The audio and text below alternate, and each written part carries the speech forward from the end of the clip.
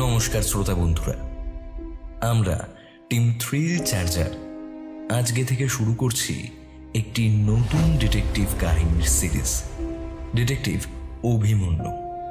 আজকের গল্প কলকাতা রহস্য, লেখক অর্ঘ্য দাশগুপ্ত।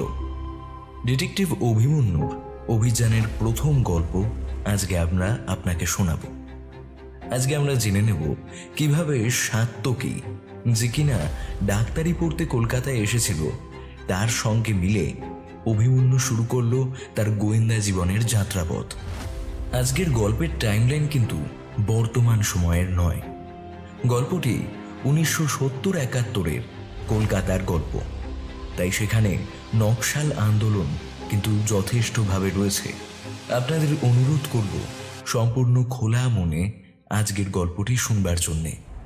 আজকের গল্প পাঠে ও গল্পের সূত্রধারের চরিত্রে রয়েছি আমি অভিক, গোয়েন্দা অভিমন্যুর চরিত্রে শ্রীরূপ, অরুণদার চরিত্রে রাজ চ্যাটার্জি, রুমা বৌদির চরিত্রে নবস্মিতা, প্রথম দোকানি এবং ইন্সপেক্টর অজিত বাবুর চরিত্রে দেবেন্দু গোস্বামী, চায়ের দোকানের লোক রঞ্জন বাবু এবং ন্যাপার চরিত্রে আমি অভিক, শব্দ সংযোজনে সুদেশনা, আবহ নির্মাণ কৌশিক বসু, প্রচ্ছদ নির্মাণ শ্রাবণ্য ফ্রম স্ক্রিবলিং মাইন্ড। তাহলে চলুন শুরু করা যাক আমাদের আজকের কাহিনী, লেখক অর্ঘ্য দাশগুপ্তর কলমে গোয়েন্দা অভিমন্যু সিরিজের প্রথম গল্প কলকাতা রহস্য।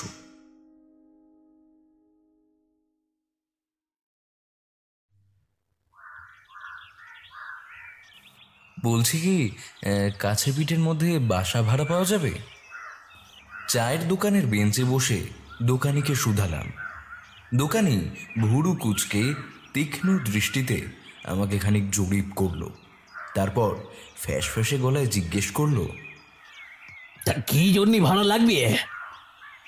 আমি চশমাটা খুলে নিয়ে শার্টের কোণ দিয়ে মুছতে মুছতে উত্তর দিলাম, আগে আরজিকর হাসপাতালে ডাক্তারিতে পড়বার সুযোগ মিলেছে, তাই এখানে থাকবার জন্য বাসা খুঁজছিলাম। একখান ঘর হলেও চলবে। আমার উত্তর শুনে দোকানিকে দেখে মনে হলো যেন খানিক আশ্বস্ত হয়েছে, তাও আগের সুরে কথা বলে চলল। তা হোস্টেলে থাকছে না কেন? সবাই তো এসে হোস্টেলেই থাকে বলে শুনেছে। আমি গালে হাত দিয়ে বললাম, আসলে হোস্টেলের ঘরগুলো কিরম কিরম যেন, তাই বাসা থেকে রাজি হয়নি হোস্টেলে থাকতে দিতে। আমি সাত্যকী সেন, একেবারেই মধ্যম উচ্চতার শ্যামবর্ণ যুবক, সবেমাত্র 20 ছাড়িয়ে 21-এ পা দিয়েছি। বর্ধমানে আমার পৈতৃক বাসা, সেখানে বাবা মা দাদু রয়েছেন। ঠাকুমা বছর 4 হলেও মারা গিয়েছেন। বর্ধমান রেল স্টেশনের কাছে আমাদের একটা বইয়ের দোকান রয়েছে। এছাড়া বাবা নিজে লেখালেখি করতেন, তবে আমি অবশ্য ছোট থেকে ডাক্তার হব এই ভাবনা নিয়েই বড় হয়েছি। বাবা যদিও চাইতেন আমি পারিবারিক ব্যবসাতেই ঢুকি, কিন্তু আমার ডাক্তারির প্রতি আগ্রহ দেখে দাদুই আমাকে কলকাতায় পড়তে আসার কথা বলেন। তারপর মাঝখানে অনেকটা দৌড়াদৌড়ি গেছে। কলকাতায় পড়তে আসবো বললেই তো আর হলো না। এত বিরাট শহর, এত কিছুর সাথে অভ্যস্ত হয়ে কাজ গুছিয়ে শেষে উত্তর কলকাতার শ্যামবাজারের নিকটে এই আরজিকর হাসপাতালে পড়বার সুযোগ মেলে। হোস্টেল একটা পাওয়া গেছিল, কিন্তু আমার ইচ্ছে ছিল একটা বাসা ভাড়া করে থাকবার, তাহলে মাঝে মধ্যে মা বাবা ও দাদুও এসে থাকতে পারবে। সেই মতোই খোঁজ করছিলাম। আমার কথা শুনে দোকানি এবার গোফে খানিক হাত বুলিয়ে ভেবে বলল, আরজিকরের পিছনের পাড়ার দিকে চলে যাও, ওদিকে কিছু পেলেও পেতে পারা। খালের পাশ দিয়ে ওই যে ডান দিক দিয়ে রাস্তাটা একটা পাড়ার মধ্যে ঢুকে যাচ্ছে, ওই দিক দিয়ে চলে যাও। দোকানিকে ধন্যবাদ জানিয়ে ওনার কথা মতো রাস্তা দিয়ে পাড়াটির ভিতরে ধীর পায়ে প্রবেশ করতে লাগলাম। একেবারে হাসপাতালের গা ঘেঁষেই একটা পাড়া গড়ে উঠেছে। খানিকটা পথ চলতেই কয়েকটা মাটির ঘর নজরে পড়ল। কলকাতায় এসে যে এরকম পরপর মাটির বাড়ি দেখতে পাবো তা দেখার আগে পর্যন্ত ভাবতে পারিনি। মাটির বাড়িগুলোর পাশে একটা রোয়াকে বসে জনাচারেক ছোকরা নিজেদের মধ্যে গল্প গুজব করছিল। আমি তাদের দিকে এগিয়ে গিয়ে জিজ্ঞাসা করলাম, আচ্ছা ভাই, এই পাড়ায় কি কোনো বাসা ভাড়া পাওয়া যাবে? আমার কথা শুনে ওরা আমার দিকে তাকালো। ওদের মধ্যে খানিক বয়সে যে বড়, সে সামনের দিকে হাত দেখিয়ে বলল যে আরও সামনে গিয়ে দেখতে, কপাল ভালো থাকলে নিশ্চয়ই বাসা পাওয়া যাবে। আমি ওদের কথা শুনে আবার সামনের দিকে হাঁটতে লাগলাম। চোখ পড়ল রাস্তার দুপাশের দেওয়াল জুড়ে লাল কালি দিয়ে অসংখ্য হাতুড়ি কাস্তে আঁকা রয়েছে, আর মাঝে মাঝেই লেখা রয়েছে ইনকিলাব জিন্দাবাদ। খবরের কাগজে পড়েছিলাম কংগ্রেসের বিরুদ্ধে আমাদের বাংলায় বাম সম্প্রদায়ের লোকরা নাকি এককাট্টা হচ্ছেন। যদিও আমাদের বিষ্ণুপুরে তার কিছুমাত্র নিদর্শনও দেখিনি, তবে কলকাতা শহরে পা রাখার পর থেকেই লাল পার্টির সক্রিয়তা বেশ চোখে পড়ছে। চারিদিক দেখতে দেখতে চলতে চলতে অনেকটা পথ পেরিয়ে এসেছিলাম। এদিকটায় পরপর দোতলা তিনতলা পাকা বাড়ি রয়েছে, পরপর সব গা ঘেঁষাঘেঁষি করে দাঁড়িয়ে আছে। আরেকটা জিনিস অদ্ভুত লাগলো, একই দেওয়ালের দুপাশে দুটো আলাদা বাড়ি। দুটো আলাদাই মনে হলো, তার কারণ বাড়িগুলো প্রত্যেকটাই আলাদা। এই জিনিস আমাদের সচরাচর বর্ধমানে খুব একটা বেশি দেখা যায় না। সামনে এবার চোখ পড়ল একটা ছোট্ট স্টেশনের কাছে এসে উপস্থিত হয়েছে। এরকম পাড়ার মধ্যে যে একটা গোটা স্টেশন থাকতে পারে, তা না দেখলে আমি নিজে কখনোই বিশ্বাস করতাম না। স্টেশনের পাশেই একটা চায়ের দোকান দেখে সেদিকে এগিয়ে গেলাম। চায়ের দোকানের সামনে দুখান বেঞ্চি পাতা রয়েছে, সেখানে কয়েকজন প্রৌঢ় নিজেদের মধ্যে আলাপচারিতায় মত্ত ছিল। আমাকে দেখা মাত্রই তারা সকলে মুখ চাওয়াচাওয়ি করতে লাগলো। আমি দোকানের সামনে গিয়ে দাঁড়াতেই তাদের মধ্যে থেকে একজন মোটা কালো লোক জিজ্ঞাস্য দৃষ্টিতে বলল, তোমাকে তো ঠিক চিনলাম না, এই পাড়ায় নতুন নাকি? আমি তখন আমার নাম সহ আরজি করে পড়ার কথা আর ভাড়ার বাসা খুঁজছি সমস্তটাই বললাম। আমার কথা শুনে একজন মধ্যবয়স্ক ভদ্রলোক উঠে দাঁড়িয়ে বলে উঠলেন, চলো এসো আমার সাথে, আমার সন্ধানে আছে একখান বাসা। রমেন, আমি এখন এলাম, ও বেলায় আবার আসবো খন। এই বলে নিয়ে সামনের রাস্তায় এগিয়ে চললেন। আমিও ওনাকে অনুসরণ করে চললাম। সামনের রাস্তা থেকে ডান দিকে ঘুরে ভদ্রলোক আর একটা গলির মধ্যে প্রবেশ করলেন। তারপর খান সাতেক বাড়ি পেরিয়ে একটা দোতলা বাড়ির সামনে এসে দাঁড়িয়ে পড়লেন তিনি। বাড়ির সামনে মস্ত ঝুল বারান্দার কারুকার্য করা গ্রিলগুলো সকলের আকর্ষণ টেনে নেওয়ার পক্ষে যথেষ্ট ছিল। আমিও খানিকক্ষণ সেদিকেই তাকিয়ে থাকলাম। তারপর আমার চোখ পড়ল বাড়িটার নাম ফলকের দিকে। সেখানে লেখা আছে বাড়ির ঠিকানা 1/C শশীভূষণ চ্যাটার্জি লেন, ও তার নিচে মিস্টার অরুণ সান্যাল। ভদ্রলোক হাসি হাসি মুখ নিয়েই আমার দিকে তাকিয়েছিলেন। এবার তিনি বলে উঠলেন, আরে আসো আসো, বাড়ির মধ্যে প্রবেশ করা যাক। শাল কাঠের দরজার খড়খড়ি বাইরে থেকেই টানা ছিল, সেটা খুলে ভিতরের আর একটা দরজায় টোকা মারলেন ভদ্রলোক। টোকা মারার সাথে সাথেই একজন স্ত্রী লোক এসে দরজা খুলে ভদ্রলোককে কিছু বলতে চাচ্ছিলেন, কিন্তু তার আগেই তার চোখ পড়ল আমার দিকে। ভদ্রলোকও লক্ষ্য করলেন সেটা। তিনি দরজার দিক থেকে আমার দিকে ইশারা করে তাকিয়ে বললেন, রমা, ওগুলো সাত্তকী, আরজি করে ডাক্তারি পড়তে এসেছে। ভাড়ার বাড়ি খুঁজছে দেখে আমি এখানেই নিয়ে এলাম। আমাদের তো এতগুলো ঘর রয়েছে, ওই তার মধ্যে একটাই থেকে যাক। স্ত্রীলোকটিকে এবার ভালো করে দেখতে পেলাম। উনিও মধ্যবয়স্কা, মাথায় ঘোমটা দিয়ে রয়েছেন বলে মুখ অতটা স্পষ্ট দেখা যাচ্ছিল না। তিনি ভদ্রলোকের কথা শুনে এগিয়ে এসে আপাদমস্তক আমাকে দেখে নিয়ে তারপর নরম গলাতেই বললেন, এসো বাবা, ভেতরে এসো। আমি এখানে কিন্তু কিন্তু করছিলাম। যতই হোক অজানা অচেনা, সেটা বুঝতে পেরে ভদ্রলোক আমার কাঁধে হাত দিয়ে বললেন, এত ভেবো না, আমার এই বাসায় আজ থেকে তুমি নিশ্চিতভাবে থাকতে পারো। তোমাকে আমার ভারী ভালো লেগেছে। আর তাছাড়াও আমরা উত্তর কলকাতার মানুষরা এমনই, অতিথি আমাদের ভগবান। আমার আগেই মনে হয়েছিল বাড়িটা বোধহয় এই ভদ্রলোকেরই হবে। এবার ওনার কথায় নিশ্চিত হলাম। আমি বললাম, অনেক অনেক ধন্যবাদ অরুণবাবু, আপনি যা উপকার করলেন আমার। আরে আরে, আমার নাম জানলে কি করে? আমি তো তোমাকে আমার নাম বলিনি। খানিক অবাক চোখে তাকিয়ে অরুণবাবু বলে উঠলেন, এতে বিশেষ অবাক হওয়ার কিছু নেই বর্দা। বাইরের দরজার ফলকেই তোমার নাম লেখা আছে, আর বাকিটুকু কথা শুনে আন্দাজ করে নিয়েছি। বাড়িটির ভিতর দিক থেকে একজন প্রায় আমার মতোই যুবক বেরিয়ে এসে অরুণবাবুর উদ্দেশ্যে কথাটা বলে উঠলেন। আমার মতোই উচ্চতার সৌম্যকান্তি যুবকটির চোখ যেন তীক্ষ্ণ হয়ে আমাকে জরিপ করে নিল নিমেষেই। তারপর আর কিছু না বলেই ফের ভিতরের দিকে চলে গেল।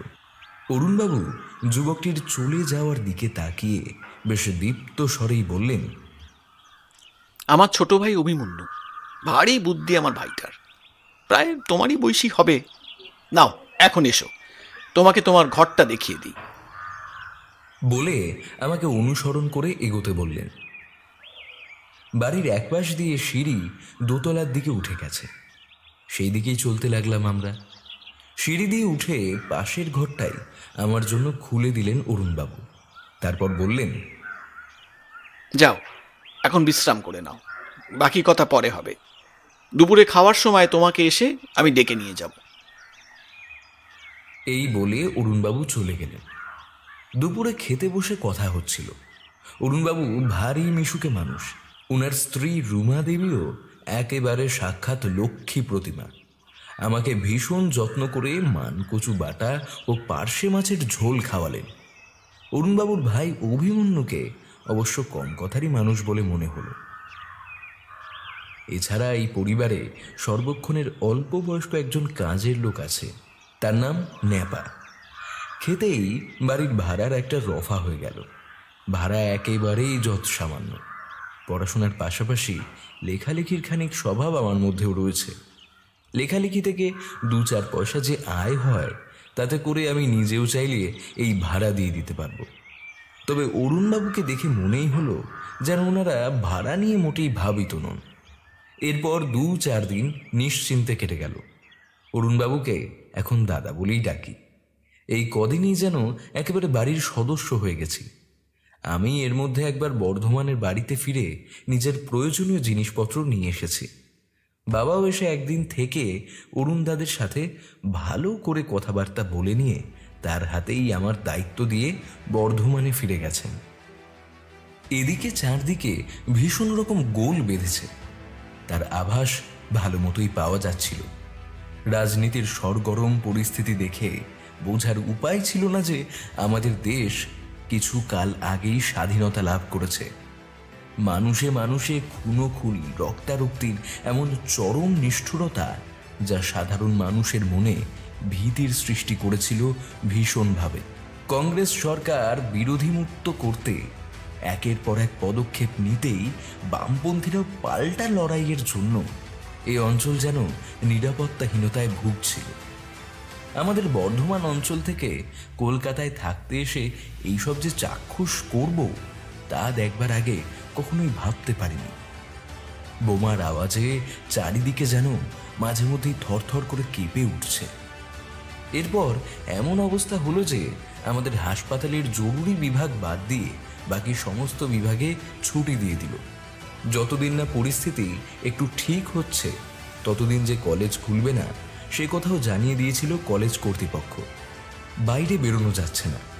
বাড়িও যে ফিরব, সরকার থেকে নকশাল সন্দেহে যাকে পারছে ধরে নিয়ে চলে যাচ্ছে। এত সকল হত্যালীলা যেন সেই হিন্দু মুসলমান দ্বন্দ্বের সম্মুখ সমরের মতোই ভয়াবহ আকার নিচ্ছে। বাড়িও যে ফিরে যাব সে বিষয়েও নিশ্চিত হতে পারছি না। কবে যে ক্লাস শুরু হয়ে যাবে তার ইয়ত্তা নেই। হঠাৎ করে ক্লাস শুরু হয়ে গেলে তখন যোগ দিতে না পারলে আবার সমস্যা শুরু হয়ে যাবে। তাই এখানে থেকে যাওয়ার সিদ্ধান্তই নিয়েছিলাম। আমি একটু চারদিকে ঘুরে টুরে দেখবো এটা সেটা। আসলে উদ্দেশ্যহীনভাবে এদিক ওদিক হেঁটে বেড়ানোর মধ্যে আমি এক অনাবিল আনন্দ খুঁজে পাই। এই চূড়ান্ত গণ্ডগোলের ফলে সেসব বন্ধ হলো। তাই অগত্যা বিকেল বেলাটা এবারের ছাদে গিয়েই সময় কাটাই। একদিন বিকেলে ছাদে বসে একটা পত্রিকা পড়ছিলাম। পত্রিকার আধুনিক গল্প পড়া আমার বেশ পছন্দের, তাই প্রত্যেক মাসেই খান তিনেক পত্রিকা কেনা আমার অভ্যেস। এই পত্রিকাটা এখানেই শ্যামবাজারের মোড়ের একটা দোকান থেকে কিনেছিলাম। সিঁড়িতে কারোর পায়ের আওয়াজ পেয়ে সেদিকে তাকালাম। দেখলাম অভিমন্যু এসে দাঁড়িয়েছে। এই কদিনে বাড়ির সবার সাথে মিশলেও খাবার সময় ব্যতীত আলাদা করে অভিমন্যুর সাথে বিশেষ কথা হয়নি। সে নিজের ঘরের মধ্যে সারা দিন বইতে মুখ গুজে থাকে। অভিমন্যু আমার সামনে এসে বলল, কি পড়ছিলে? আমি উত্তর দিলাম, একটা আধুনিক পত্রিকা, তুমি পড়বে?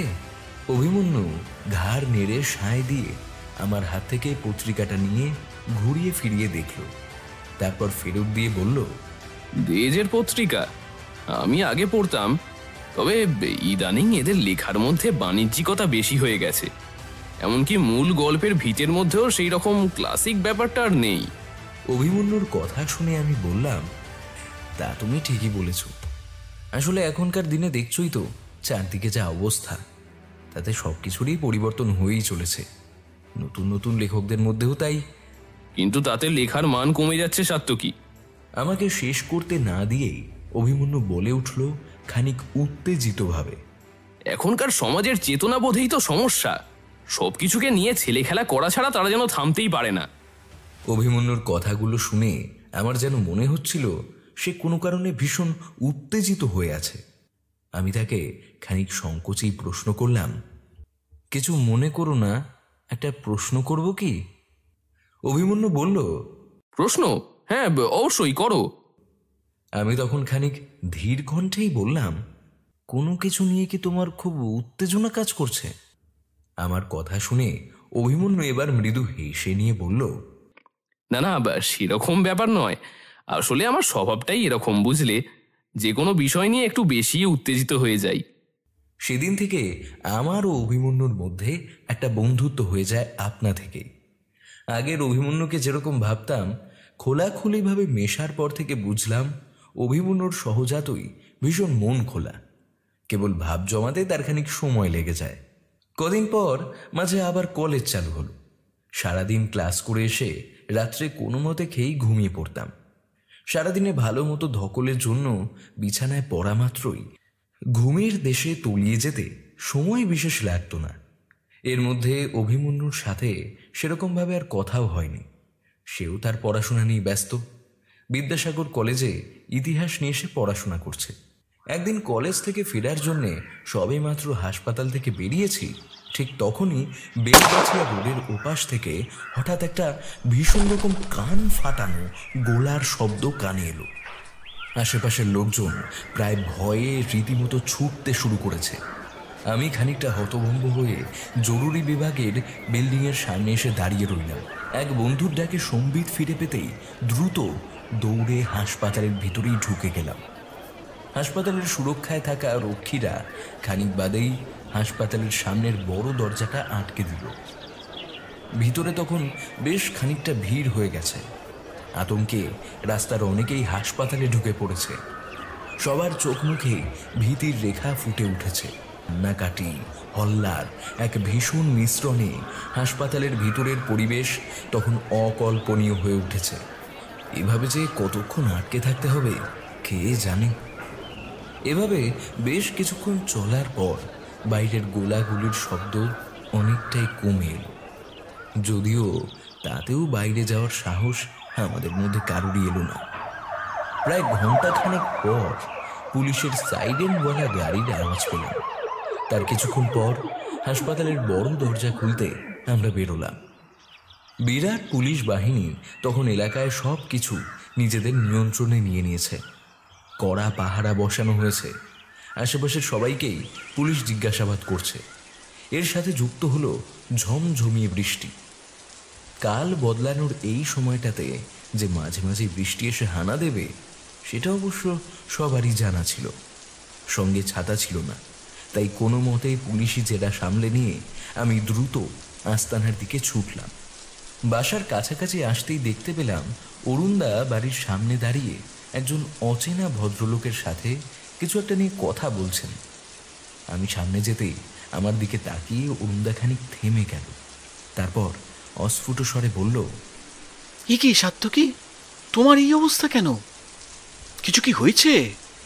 আরে একেবারে ভিজে গেছো, আর তার মধ্যে শার্টের বোতাম খোলা, কলার অবিন্যস্ত যে।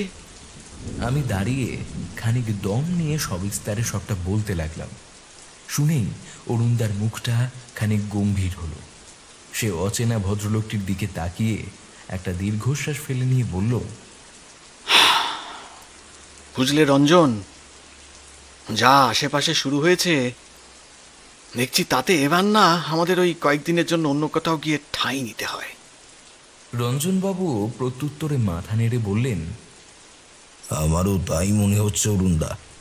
যা শুরু হয়েছে তাতে করে বেশি এদিক ওদিক যাওয়া নিরাপদ নয়। নেহাত আপিসের জন্য কলকাতায় রয়েছি, না হলে কয়েকদিন একটু গ্রামের বাড়িতে গিয়ে থাকতাম।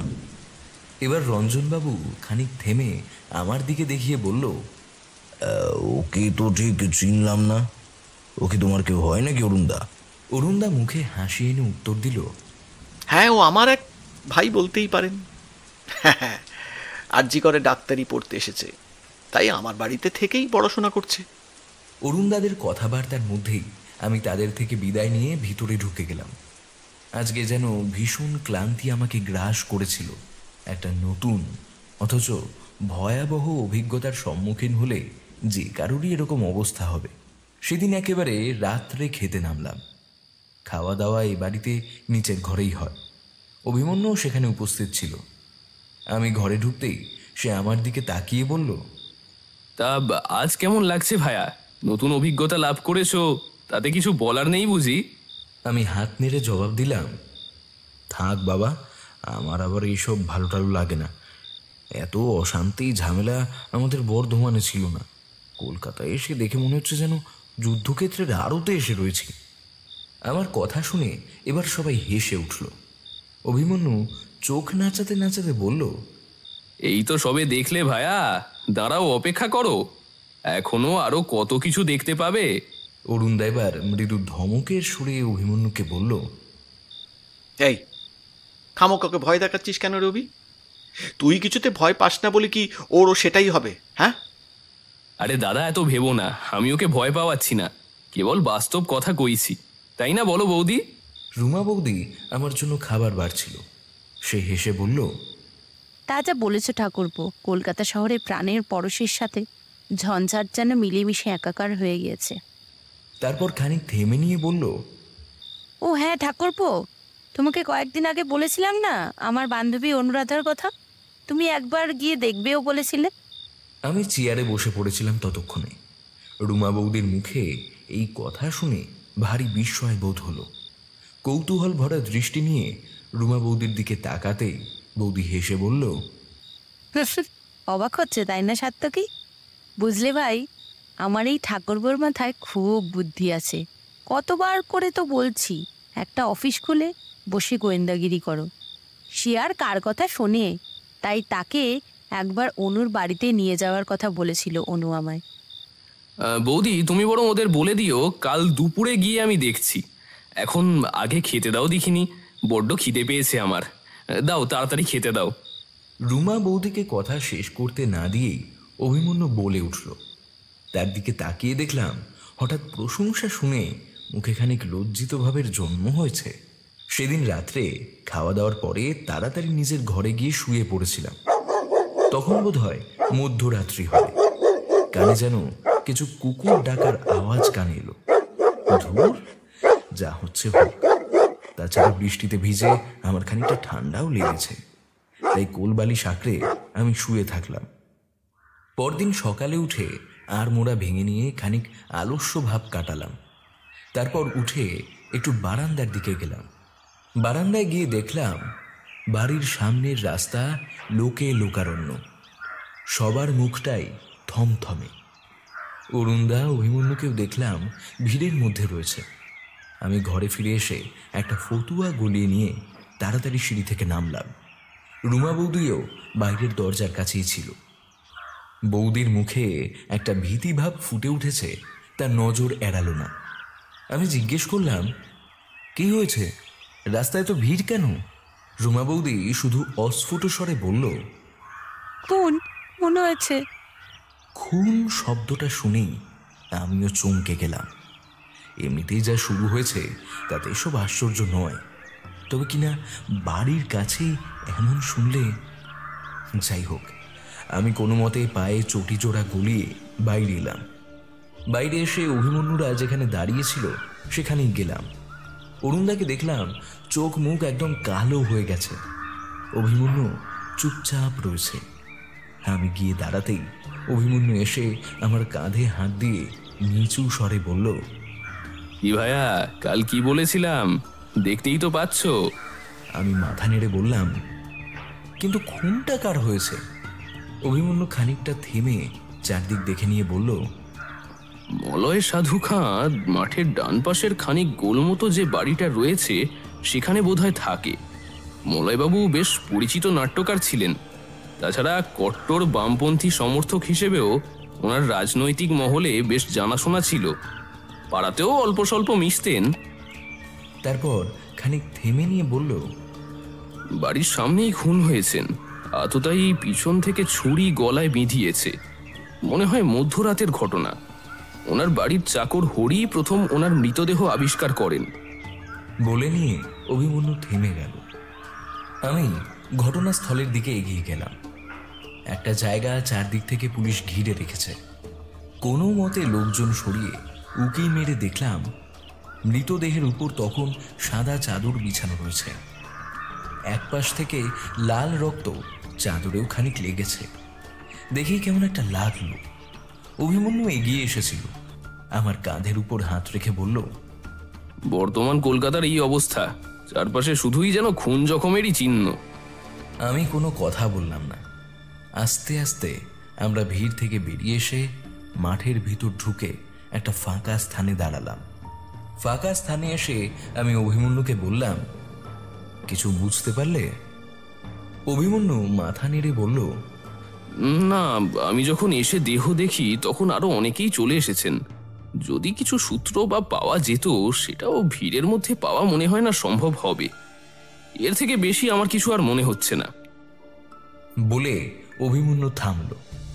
কিছু একটা চিন্তা করে নিয়ে তারপর ফের সে বলতে শুরু করলো, একটাই ব্যাপার ভাবছি, এরকম ভাবে খুন হয়ে গেল অথচ কেউই কিছু টের পেল না। বলে থামল। অভিমন্যু যেন খানিক ভাবনায় ডুবে গেল। আমি আস্তে আস্তেই বললাম, তা তুমি কি ভাবছো, গোয়েন্দাগিরি করবে নাকি? আমার কথা শুনে আমার দিকে তাকিয়ে এবার খানিক হেসে ফেলল অভিমন্যু। বলল, দূর, কি যে বলো ভাইয়া, আমি আবার গোয়েন্দা? দেখো, বৌদি খানিক বেশি প্রশংসা করে, এমনিতে কিচ্ছু নই। চলো আমরা বরং স্টেশনের দিকে যাই, একটু ধোঁয়া টানার ইচ্ছে হচ্ছে। হ্যাঁ, এখানে বলে রাখি, অভিমন্যুর যে সিগারেটের নেশা আছে তা আমি আগেই জেনেছি। আমি অবশ্য বর্ধমানে থাকাকালীন এইসব থেকে দূরে ছিলাম, তবে ইদানিং একটু আধটু আমারও শুরু হয়েছে। আসলে সবই যুব বয়সের খেয়াল, এই সময় একটু আধটু এরকম হয়েই যায়। তাই যখন অভিমন্যু ধোয়া টানের অভিসারের কথা বলল, তাতে আমিও সাথে সাথেই রাজি হয়ে গেলাম। মাঠ থেকে বেরিয়ে আমাদের বাড়ির দিকে হাঁটতে লাগলাম। অভিমন্যুদের বাড়ি পেরিয়েই কয়েকটা বাড়ির পর একদিকে রেলের পাঁচিল শুরু হয়েছে। সেই পাঁচিলের একদম গা ঘেঁষে একটা গলি পথ রয়েছে। সেই পথ দিয়েই আমরা দুজন স্টেশনের দিকে এগিয়ে গেলাম। স্টেশনে পৌঁছে টিকিট ঘরের পিছনের দিকে অভিমন্যুকে এগোতে দেখে আমিও গেলাম। পিছন দিকে এসে একবার চারপাশটা চট করে দেখে নিয়ে পকেট হাতড়ে সিগারেটের রূপালী মোড়কের ছোট পলিথিনের বাক্স বের করলো। সেটা খুলে দুটো সিগারেট বার করে একটা আমায় দিল, আর একটা নিজের ঠোঁটের মধ্যে গুজল। পকেট থেকে তারপর দেশলাই বের করে একটা কাঠি জ্বালিয়ে আমার সামনে তুলে ধরতে আমি সিগারেট ধরিয়ে নিলাম। তারপর অভিমন্যু ধরালো। খানিক সময় নীরবেই দুজনে সিগারেট টানলাম। তারপর নীরবতা ভঙ্গ করে আমি বললাম, আচ্ছা অভিমন্যু, মলয়বাবু ঠিক কি কারণে খুন হতে পারে বলে তোমার মনে হয়? সিগারেটের প্রায় শেষের দিকটা জ্বলছিল, বোধ করি একটা কি দুটো টান হবে। আর অভিমন্যু অবশ্য তার ধার দিয়ে না গিয়ে পাশে নর্দমায় ফেলে দিল। তারপর আমার দিকে ঘুরে বলল, দেখো, ওনার ভিতরকার ব্যাপার তো সেরকম জানি না, তাই সে বিষয়ে এখনই কোনো রকম আলোকপাত কিছু করা মনে হয় উচিত হবে না। একবার দেখি দাদামণিকে জিজ্ঞেস করব, জানতে পারলে সেই হয়তো কিছুটা বলতে পারবে। অভিমন্যুর কথা শুনে আমি বললাম, তোমাদের উত্তর কলকাতায় যেখানে সবাই সবার হাড়ির খবর পর্যন্ত জেনে যায়, সেখানে মলয়বাবুর সম্পর্কে এত কম ধারণার কোনো বিশেষ কারণ? আমার কথা শুনে অভিমন্যু উত্তর দিল, কম ধারণা নয়। উনি যে একজন বেশ পরিচিত নাট্যকার এবং তার সাথে কট্টর বামপন্থী, তা এইখানে অনেকেই জানে। এমনকি বয়স 40 পেরোলেও উনি বিয়ে থা করেননি। ওনাদের বাড়িতেও সেরকম কেউই নেই। আগে ওনার দিদি অবশ্য ছিলেন, তবে তিনিও ওই বছর 3 হতে চলল মারা গেছেন। শুধুমাত্র একজন পরিচারক নিয়েই উনি থাকেন। বলে থামলো অভিমন্যু। তারপর বাঁ হাত তুলে মাথার চুলে হাত বোলাতে বোলাতে বলল, তা ভায়া, তোমারও তো দেখছি রহস্য টহস্য নিয়ে আগ্রহ বড় কম নয়। তুমি তো আবার শুনেছি লেখো নাকি? তা এখনকার এই খুনের ব্যাপার স্যাপার নিয়ে লিখবে বলে ভাবছো নাকি?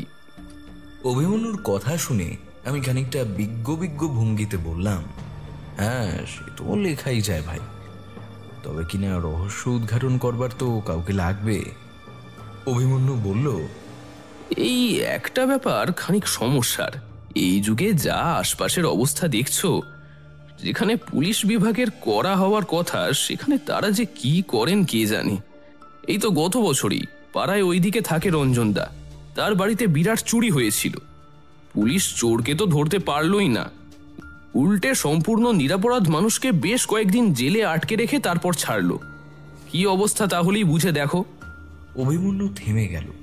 তারপর এগিয়ে গিয়ে রেল লাইনের পাশের লোহার গ্রিলে হাত রেখে ফের বলল, আমি অবশ্য চোরকে আন্দাজ করেছিলাম, তবে কিনা অন্যের বাড়ির ভিতরের খবর তো, তাই আর ব্যাপারটা নিয়ে বিশেষ আগ্রহ দেখায়নি। আমি এগিয়ে গিয়ে অভিমন্যুর পাশে দাঁড়িয়ে লাইনের দিকে চোখ রেখে বললাম, তুমি একবার চেষ্টা করে দেখো না ভায়া, যদি কিছু করতে পারো। অভিমন্যু আমার দিকে তাকিয়ে বলল, বলছো? ঠিক আছে, সে ভাবা যেতে পারে, তবে তোমাকে কিন্তু আমার সহকারী হতে হবে। একা একা আমি কোনো কিছুতে নেই, সে কথা কিন্তু বলে দিলাম। আমি হেসে বললাম, হ্যাঁ নিশ্চয়ই, আমি না হয় হলাম তোমার সহকারী, যেমনটা ব্যোমকেশের অজিত। অভিমন্যু মাথা নেড়ে বলল, তুমি হলে ওয়াটসন, শার্লকের সহকারী, ডাক্তার ওয়াটসন। ডাক্তারির ছাত্র কি না, বেশ মানানসই হবে ব্যাপারটা। দুজনেই কথা বলতে বলতে এবার হেসে ফেললাম। সেদিন গোটা পাড়াটাই যেন নিস্তব্ধতার চাদরে মুড়ে গেছিল। মারপিট খুনোখুনি কারই বা ভালো লাগে?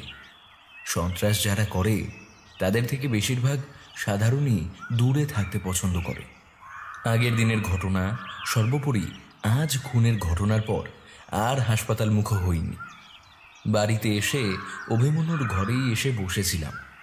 একটা নতুন জিনিস যেন আমাদের দুজনেরই মাথার উপর চাগার দিয়েছে, গোয়েন্দাগিরি করব। বিকেল পেরিয়ে সন্ধ্যের দিকে ঘড়ির কাঁটা তার আপন খেয়ালে চলে যায়। অন্যদিন বাড়িতে থাকলে শুয়ে থাকে দুপুরটা, তবে আজ সারা দুপুরে একবারও শোয়া হয়নি। আমি ও অভিমন্যু দুজনেই ভাবছিলাম কি করা যায় ব্যাপারটা নিয়ে। রুমা বৌদি এসে একবার আমাদের দেখে গেছে। অরুণদা অবশ্য আজ ফেরার পর থেকেই চুপচাপ আছে, নিজের ঘর থেকেও বেরোয়নি। ক্রমশ এখনকার ঘটে যাওয়া ঘটনাগুলো কলকাতার মানুষজনকে ভিতর থেকে ভীষণভাবে নাড়িয়ে দিচ্ছে। রাত্রে খেতে বসার সময় আজ অরুণদা এলেন না। রুমা বৌদি বলল যে অরুণদার নাকি শরীর বিশেষ ভালো লাগছে না, তাই ঘরেই খেয়ে নেবে বলেছে। আমি টুকটাক কথা বলতে বলতে মোটামুটি তাড়াতাড়ি খেয়ে নিয়ে ঘরে চলে গেলাম। আসলে একটু তাড়াতাড়ি ঘুমানো আমার অভ্যেস, খুব একটা বেশিক্ষণ রাত জাগতে পারি না। ঘুরে ঢুকেই বিছানার চাদর ঠিক করে নিয়ে শুয়ে পড়লাম। রাত তখন কটা হবে জানি না, হঠাৎ দরজায় টোকার শব্দে ঘুম ভেঙে গেল। এত রাতে আবার কে? অভিমন্যু নয় তো? এই ভেবে চোখ কচলাতে কচলাতে উঠে দরজা খুললাম। দরজা খোলা মাত্রই অভিমন্যু ঘরে ঢুকে এলো। তারপর খানিক তাড়াহুড়ো করেই বলল, চলো এখুনি ছাদে চলো, অভিমন্যুর কথা শুনে আমি অবাক হয়ে বললাম, এখন এই রাতে? কিন্তু কেন, কিছু হয়েছে নাকি? অভিমন্যু বলল, আরে সেসব পরে বলছি, আগে জলদি চলো। আমি কোনো মতে চটি পড়ে অভিমন্যুর পেছনে সিঁড়ির দিকে এগোতে লাগলাম। ছাদের দরজা বন্ধ ছিল। খড়খড়িটা খুলেই দ্রুত ছাদের সামনের দিকে এগিয়ে গেল অভিমন্যু। হাতে বোধহয় বাইনোকুলার জাতীয় কিছু একটা ছিল। সেটা দিয়ে সে চোখ রাখল রাস্তার মোড়ের দিকে। খানিকক্ষণ মন দিয়ে দেখল, তারপর হতাশ হয়ে বলল, উফ, বেটা নির্ঘাত পালিয়েছে। আমি অভিমন্যুর কথার মাথা মুন্ডু কিছুই বুঝতে পারছিলাম না। আমি বললাম, ব্যাপারটা কি হলো ঠিক বুঝতে পারছি না তো ভাই। অভিমন্যু খানিক হতাশ হয়ে গেছিল। সে বলল, মলয়বাবুর বাড়িতে গোপনে রাত্রে কেউ ঢোকার চেষ্টা করেছিল। আমার ঘরের জানলা থেকে কিছুটা দেখা যায়। অনেকক্ষণ ধরেই এদিক ওদিক করছিল। তারপর পাশের উঁচু দেয়ালটার সামনে দাঁড়িয়ে কিছু একটা দেখার চেষ্টা করছিল। বলে অভিমন্যু থামল। আমি বললাম, ব্যাপারখানা তো রহস্যময় বলেই মনে হচ্ছে, কিন্তু আমরা কি কিছু করতে পারবো? অভিমন্যু খানিক চিন্তা করে নিয়ে বলল, দেখি কিছু ভাবা যায় কিনা। চলো তুমি ঘরে গিয়ে শোও, আমিও যাই। এই বলে নিচের দিকে এগোতে লাগলো। আমি দরজাটা বন্ধ করে দিয়ে আবার ছিটকানি লাগিয়ে নেমে এলাম। পরদিন সকালে উঠে ঘড়ির দিকে তাকিয়ে দেখলাম 8টা বেজে গেছে। আমি তড়ি ঘড়ি কল ঘরের দিকে ছুটলাম। একেই কাল হাসপাতালে যাওয়া হয়নি, তার মধ্যে আজ যদি দেরি করে যাই তাহলে সমস্যা হবে। তাই আমি কোনো মতে তৈরি হয়েই কলেজের দিকে ছুটলাম। আজ সারাদিন অনেকটা ব্যস্ততাতেই কাটলো। অনেক কিছু নতুন নতুন শেখাও গেল। আসলে এই ডাক্তারির পড়াতে মন দিয়ে না পড়লে একেবারেই চলে না। এটার উপর নির্ভর করে অন্যদের জীবন। তাই এই ক্ষেত্রে কোনো রকম কোনো ফাঁকি দেওয়ার জায়গাই থাকে না। সেদিন সমস্ত ক্লাস শেষ করে ফিরতে ফিরতে সন্ধে হয়ে গেছিল। ফিরে শুনি অরুণদা ও অভিমন্যু কেউ বাড়িতে নেই। রুমাবতী আমাকে দেখে চা দিল। আমি বসার আগে ব্যাগটা রেখে কল ঘরে গিয়ে পরিষ্কার হয়ে এলাম। তারপর বসার ঘরে বসেই আমি চা খেতে লাগলাম। রুমা বৌদিও এসে বসল। টুকটাক গল্প করছি আর খাচ্ছি। রুমা বৌদি হাসপাতালে আমার কেমন লাগছে সেসব জিজ্ঞেস করছিল। আমিও তার উত্তর দিচ্ছিলাম। এভাবে খানিকটা সময় পেরিয়ে যাওয়ার পর দেখলাম অরুণদা ফিরে এলো। আমাকে দেখে খানিক হেসে বলল, আজ বোধহয় তোমার সকালে তাড়া ছিল না? দেখলাম বেশ তাড়াহুড়ো করে বেরোচ্ছ। আমি বললাম, হ্যাঁ আসলে কাল যায়নি তো, তার মধ্যে আজ উঠতে আবার দেরি হয়ে গেছিল। অরুণদা কাঁধের ব্যাগটা নিচে নামিয়ে রেখে বলল, তার মধ্যে তোমাদের বিষয়টাও তো জটিল। তোমাদের ঠিকঠাক শেখার ওপরে বহু মানুষের জীবন মৃত্যুর সম্পর্ক দাঁড়িয়ে আছে। আমি অরুণদার কথার উত্তরে এবার খানিক হেসে শুধুমাত্র হ্যাঁ বললাম। অরুণদা এবার রুমা বৌদির দিকে ফিরে বলল, আমাকেও এক কাপ চা দিও তো, আমি কলঘর থেকে আসছি। বলে নিচের কোনাকুনি কলঘরের দিকে চলে গেল। অরুণদা যেতে রুমা বৌদি খানিকটা চেঁচিয়ে ডাক দিল, ন্যাপা, একটু দাদাবাবুর জন্য চা দিয়ে যা তো। রুমা বৌদির ডাক শুনে আশপাশ থেকে প্রায় ছুটে এসে আমাদের সামনে দাঁড়িয়ে পড়ল ন্যাপা। তারপর মিনমিনে গলায় রুমা বৌদির দিকে খানিক ঝুঁকে বলল, আগে কি কইলেন মা? রুমা বৌদি জোর গলায় ধীরে ধীরে বলল যে অরুণদার জন্য 1 কাপ চা করে দিতে। শোনা মাত্রই ন্যাপা যেমনভাবে এসেছিল তেমনই ছুটে রান্নাঘরের দিকে চলে গেল। ন্যাপা যেতেই রুমা বৌদি হেসে বলল, ন্যাপাটা বড্ড পাগল, শুনতে সবই পায়, তাও সামনে এসে আবার একবার করে তার জিজ্ঞেস করা চাই। আমার চা শেষ হয়ে গেছিল। আমি চায়ের কাপটা বসার ঘরের গোল টেবিলে নামিয়ে রেখে রুমা বৌদিকে বলে নিজের ব্যাগটা কাঁধে তুলে নিজের ঘরের দিকে এগিয়ে গেলাম। ঘরে ঢুকে ব্যাগটা যথাস্থানে রেখে আমি খাটেই বসে পড়লাম। একজন প্রফেসর মানুষের দেহের বিভিন্ন অংশের ব্যাপারে পড়তে দিয়েছেন। আমি খাটের একপাশে বসে দেওয়ালে হেলান দিয়ে একটা বই খুলে নিয়ে পড়তে শুরু করলাম। দেহের বর্ণনা নিয়ে বইটা লেখা। পড়তে পড়তে খানিক চোখ লেগে গেছিল। জোরে কাশির শব্দ শুনে চমকে উঠে তাকিয়ে দেখলাম খাটের একপাশে অভিমন্যু বসে আমার বইটা পড়ছে। আমি খানিক ইতস্তত হয়ে উঠে বসলাম। আমাকে উঠে বসতে দেখে অভিমন্যু বইটা বন্ধ করে আমাকে এগিয়ে দিয়ে খানিক গম্ভীর কণ্ঠে বলল, মলয়বাবুর খুনের ঘটনাতে পুলিশ ভীষণ ধন্দে পড়েছে ভায়া। কেন যে তাকে খুন হতে হলো সে বিষয়ে তারা কোনোভাবেই সেরকম কিছু করে উঠতে পারেননি। অভিমন্যুর কথা শুনে আমি খানিক বিস্মিত সুরেই বললাম, সে কি? তো তুমি এত কিছু জানলে কিভাবে? আমার কথা শুনে এবার খানিক হেসে অভিমন্যু বলল, তদন্তের নেশায় তুমিও বৌদির মতোই আমাকে এগিয়ে দিয়েছো। তা বুঝি সঠিকভাবে পালন করব না? আজ কলেজ থেকে ফেরার সময় থানা থেকে একবার ঘুরে এলাম। থানার নতুন বড়বাবু অজিত কুমার চক্রবর্তী সদ্যই মাসখানেক আগে দায়িত্ব নিয়েছিলেন। মলয়বাবুর বাড়ির সামনেই সেদিন ওনাকে দেখেছিলাম। তার সাথেই ওই বিষয় নিয়ে আর কি কিছু কথা বললাম। অজিতবাবু ভারী অমায়িক। আমার যে এই রহস্য উদ্ঘাটনের নেশা রয়েছে সেই বিষয়ে শুনে বেশ প্রশংসা করলেন এবং আমাকে যথাযথভাবে সাহায্য যে করবেন সে কথাও বললেন। কথা বলার শেষের দিকে অভিমন্যুর গলায় খানিক উচ্ছ্বাস ফুটে উঠেছিল। আমি শুনে বললাম, বেশ, এ তো ভালো কথা। বলে থেমে নিয়ে ফের বললাম, তা কিছু বুঝলে কি?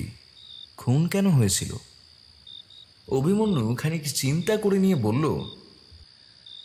ব্যাপারটা খানিক এলোমেলো।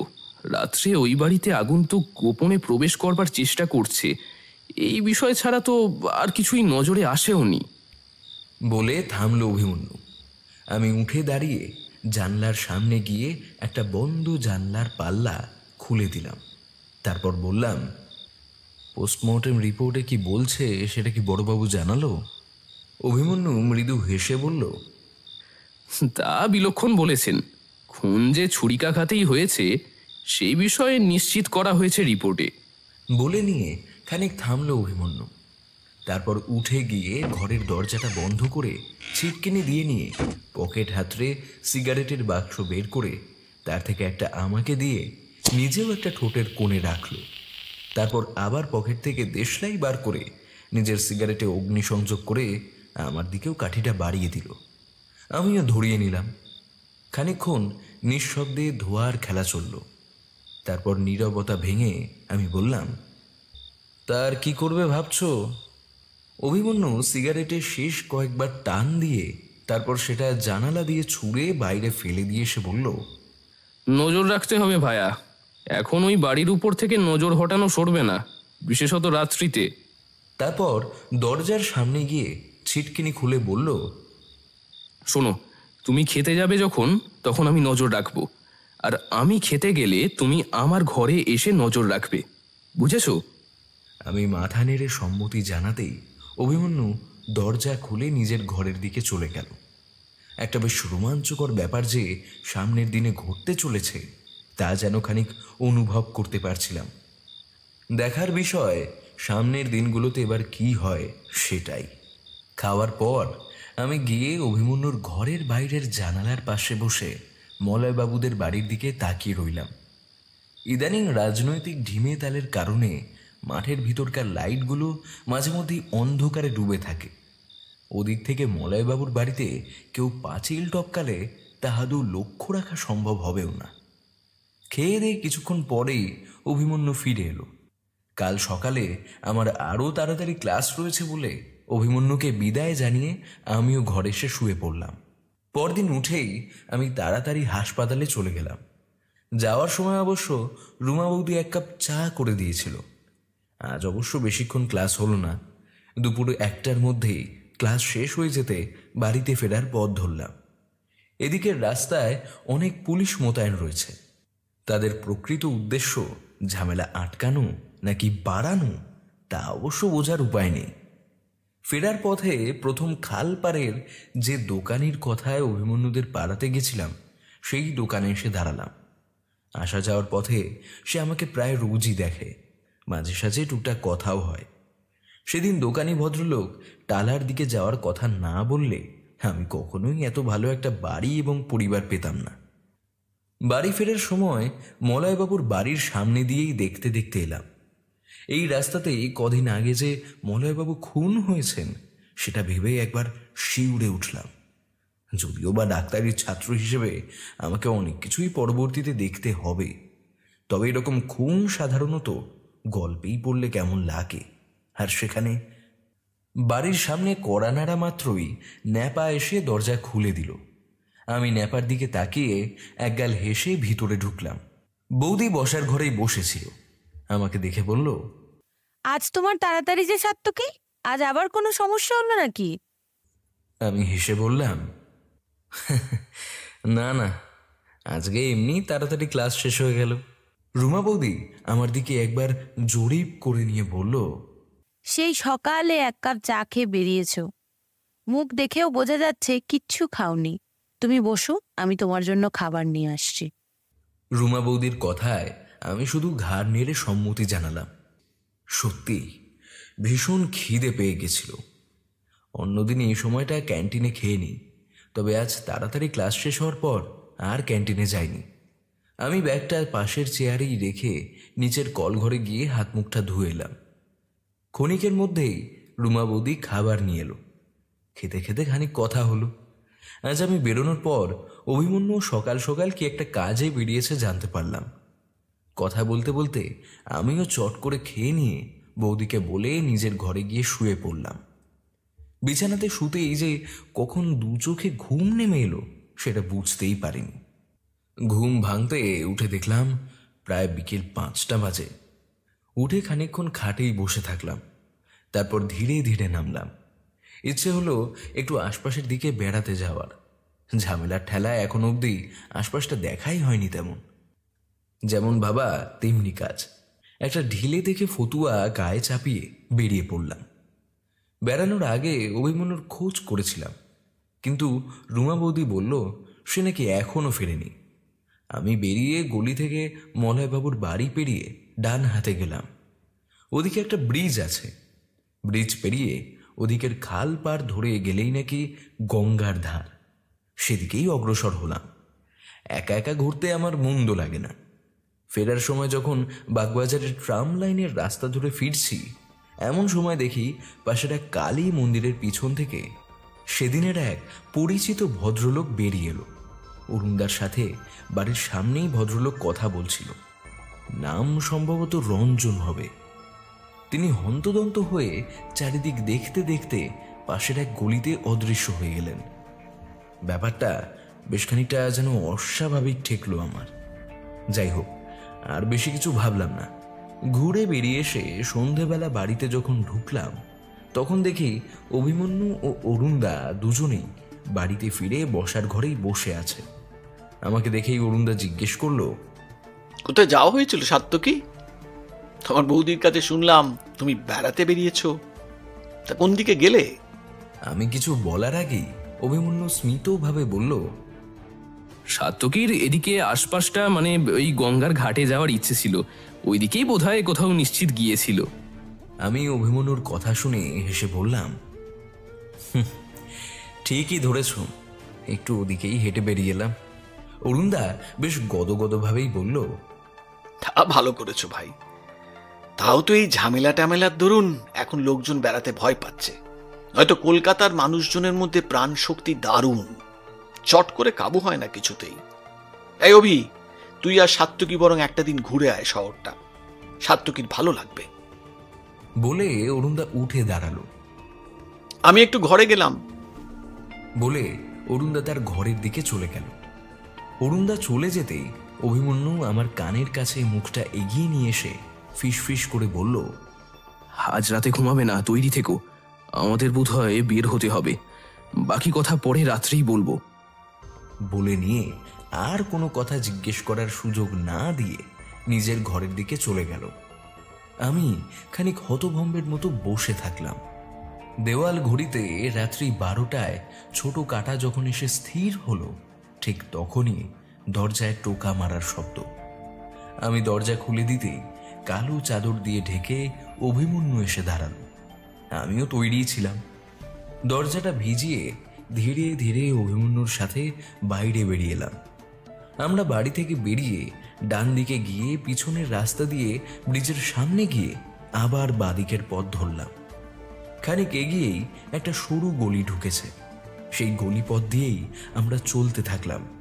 যেতে যেতে চাপা গলায় অভিমন্যু আমায় বলল, আজ রাত্রে মলয়বাবুর বাড়ির সামনে টোপ ফেলা হয়েছে। ইচ্ছে করেই মাঠের সামনের দিকের ও ভিতরের সমস্ত আলো বন্ধ করে রাখা হয়েছে। আশপাশটায় পুলিশ লুকিয়ে থাকবে। আমার মন বলছে যে সেদিন ঢোকার চেষ্টা করছিল সে নিশ্চয়ই আজ আবারও আসবে। আমি অভিমন্যুর কথা শুনে বেশ খানিকটা অবাকই হয়েছিলাম। এর মধ্যে যে এত কিছু ঘটে গেছে তার বিন্দুমাত্র আভাস পাইনি।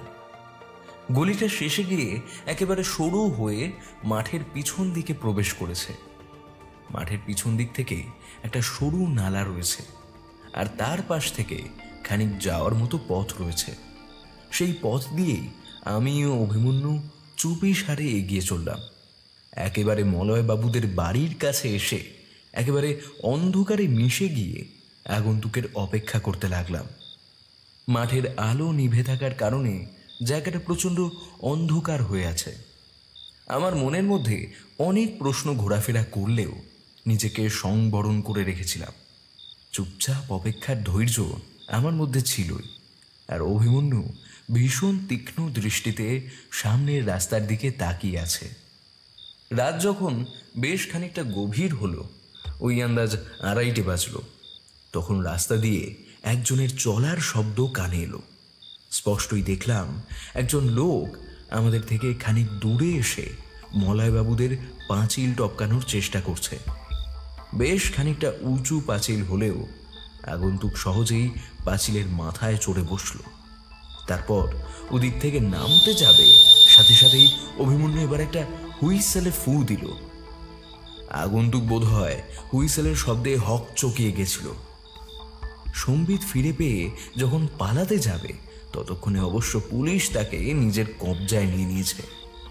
অজিতবাবু নিজে উপস্থিত ছিলেন। তার সামনে পুলিশরা আগন্তুককে নিয়ে এলে সেই আগন্তুক রীতিমতো গজরাতে লাগলো। এতক্ষণ অন্ধকারে থাকায় লোকটার মুখ দেখিনি। আমি এগিয়ে গিয়ে লোকটাকে দেখা মাত্রই চমকে উঠলাম, এ তো রঞ্জনবাবু। অভিমন্যুর অবশ্য বিশেষ কোনো হেলদোল হলো না, দেখে যেন মনে হলো আগে থেকেই সব জানতো। অজিতবাবু এগিয়ে এসে এক থাপ্পড় দিতেই রঞ্জনবাবু ভুল উন্ঠিত হলেন। তারপর বললেন, রঞ্জন দে, আপনাকে মলয় সাধুকার খুনের জন্য গ্রেফতার করা হলো। পরদিন সকালে বসবার ঘরে বসেই কথা হচ্ছিল। বড়বাবু অজিতবাবু উপস্থিত ছিলেন। অরুণদা তো এখনো ভাবতে পারছে না যে রঞ্জনবাবু এরকম একটা কাজ করতে পারে।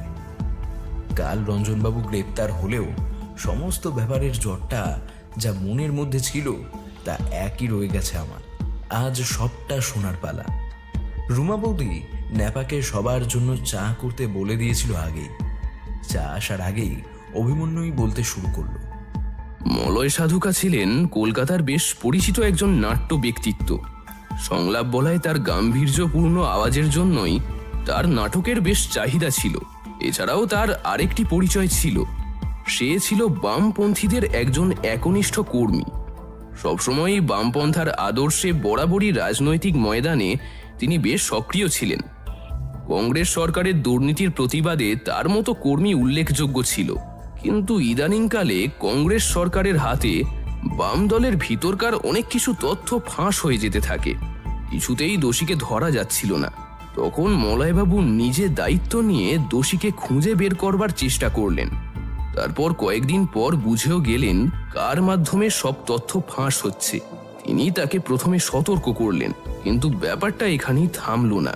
সেই ব্যক্তি সমস্ত খবর পাচার করার বিনিময়ে বেশ মোটা টাকা লাভ করেছিল। কিন্তু সবকিছুর মাঝে এসে পড়ে মলয়বাবুর মতো একজন সৎ আদর্শবান ব্যক্তি। তিনি হয়তো খুব শীঘ্রই ব্যবস্থা নিতে চলেছিলেন। সেটা বুঝতে পারতেই আততায়ী এসে রাত্রে সবার অলক্ষ্যে তাকে খুন করে চলে গেল। তবে তার মনের ভিতর একটা ভয় কাজ করত যে তার নামে কোনো তথ্য মলয়বাবু কোথাও রেখে দিয়েছিলেন কিনা। সেটা দেখতেই এখানে আগেও এসেছিল মলয়বাবু। ঘটনাচক্রে দুদিন ধরে আমি খেয়াল করার পর রঞ্জনবাবুকে দেখতে পেয়ে যাই। তারপর সেটা অজিতবাবুকে গিয়ে জানাই। অজিতবাবু আমার কথা শুনে ইনফরমার লাগিয়ে দেন। আস্তে আস্তে সমস্ত তথ্যর ভিত্তিতে তারপর আন্দাজটা মোটামুটি হয়েই গিয়েছিল। এবার বাকিটা অজিতবাবুর ওপর।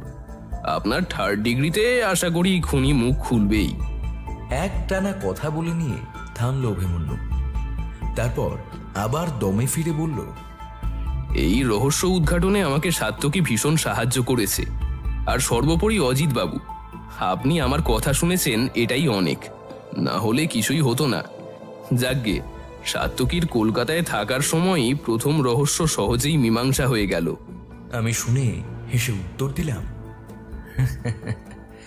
অভিমন্যু চক্রব্যূহে আটকে পড়বে না সে তো জানি, তবে আশা করি ভবিষ্যতে চক্রব্যূহ আরো শক্তিশালী হবে।